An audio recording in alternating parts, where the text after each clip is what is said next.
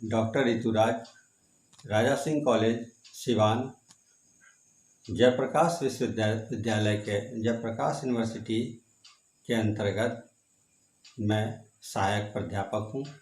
मैं आज BA part 2 के बच्चों के लिए अति महत्वपूर्ण टॉपिक बलबन का राजत्व सिद्धांत पर चर्चा करने जा रहा हूँ। चूँकि बलबन दिल्ली सल्तनत का पहला ऐसा सुल्तान था जिसने अपने राजत्व सिद्धांत को विस्तार पूर्वक व्याख्या की। उसके राजत्व सिद्धांत के महत्वपूर्ण तत्व थे राजवंश, अर्थात राजा को राजवंश से संबंधित होना चाहिए। राजत्व को दैवी संस्था मानते हुए बलबन ने कहा कि राजा पृथ्वी पर ईश्वर का प्रतिनिधि नियाबते खुदाई होता है, अतः उसका स्थान केवल पैगंबर के पश्चात है। ऐसी स्थिति में उसके द्वारा किया गया कार्य न्याय संगत होता है। बलबन ने अपने पुत्र बुगड़ा खां से कहा था कि सुल्तान का पद निरंकुशता का सजीव प्रतीक है। बलबन ने उच्च कुल एवं निम्न कुल के व्यक्तियों के बीच अंतर स्थापित करने को महत्व दिया। बलबन के अनुसार राजत्व के लिए भव्य दरबार एवं दिखावटी मान मर्यादा का होना आवश्यक है। बलबन ने फारसी रीति रिवाज के आधार पर अपने राजाओं के नाम की तरह फारसी राजाओं रीति रिवाज के आधार पर जो राजा का नाम होता था उसी के आधार पर अपने पौत्रों का नाम कैकुबाद, कैखुसरो एवं क्यूमर्स रखा। उसका दरबार ईरानी परंपरा के अंतर्गत सजाया गया। उसने ईरानी त्यौहार नौरोज प्रथा आरंभ किया। बलबन ने ईश्वर, शासक तथा जनता के बीच त्रिपक्षीय संबंध को राजत्व का आधार बनाया या आधार पर गठित किया। उसने राजा द्वारा निष्पक्ष एवं कठोर न्याय किए जाने के महत्व पर बल दिया और साथ ही कुरान के नियमों को शासन का आधार बनाया। बलबन ने खलीफा के महत्व को स्वीकार करते हुए अपने द्वारा जारी किए गए सिक्कों पर खलीफा के नाम को अंकित करवाया तथा उसके नाम से खुतबे भी पढ़े। अमीर खुसरो ने अपना दरबारी जीवन बलबन के पुत्र मोहम्मद के समय में ही शुरू किया। 1286 ईस्वी में बलबन का बड़ा पुत्र मोहम्मद अचानक एक बड़ी मंगोल सेना से घिर जाने के कारण युद्ध करते हुए मारा गया।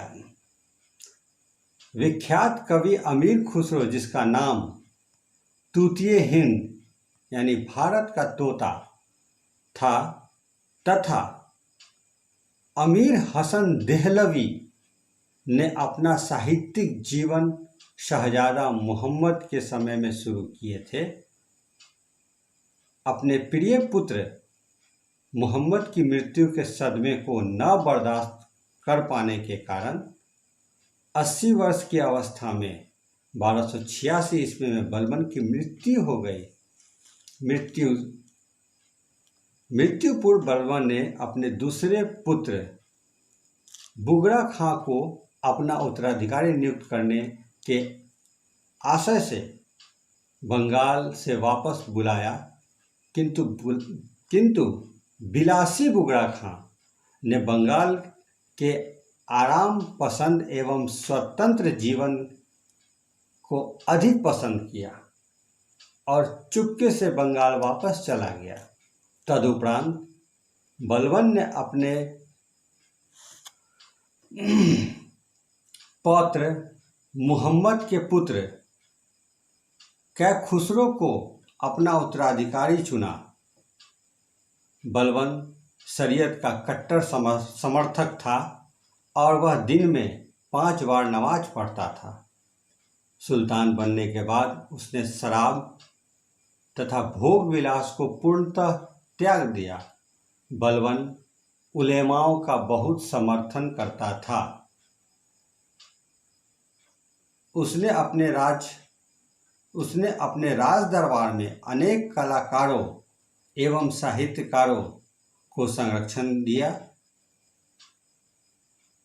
उसके राजाश्रय में फारसी के प्रसिद्ध कवि अमीर खुसरो एवं अमीर हसन रहते थे। इनके अतिरिक्त ज्योतिषी एवं चिकित्सक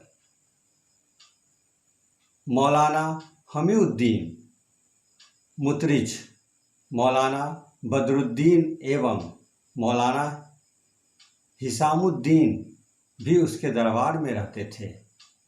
बलबन के बारे में के.ए. निजामी जो इतिहासकार हैं का कथन है, बलबन एक उत्तम अभिनेता था और अपने दर्शकों को आधुनिक फिल्मी सितारों की भांति मंत्रमुग्ध रखता था।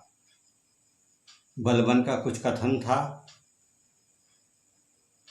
जैसे 1 नंबर में राजा का हृदय ईश्वर की कृपा का विशेष कोष है और समस्त मनुष्य जाति में उसके समान कोई नहीं है। 2 नंबर, एक अनुग्रही राजा सदा ईश्वर के संरक्षण में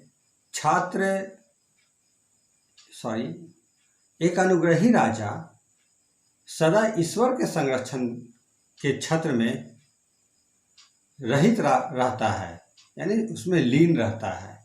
राजा को इस प्रकार जीवन व्यतीत करना चाहिए कि मुसलमान उसके प्रत्येक कार्य शब्द का क्रियाकलाप को मान्यता दे और प्रशंसा करे। इसके अतिरिक्त जब मैं किसी तुच्छ परिवार से व्यक्ति को देखता हूँ तो मेरे शरीर की प्रत्येक नाड़ी क्रोध से उत्तेजित हो जाता है। इस तरीके के बात गियासुद्दीन बलबन के द्वारा कही जाती थी। इस प्रकार हम बलबन के राजत्व सिद्धांत के मुख्य बातों को रख सकते हैं, प्रकट कर सकते हैं। धन्यवाद।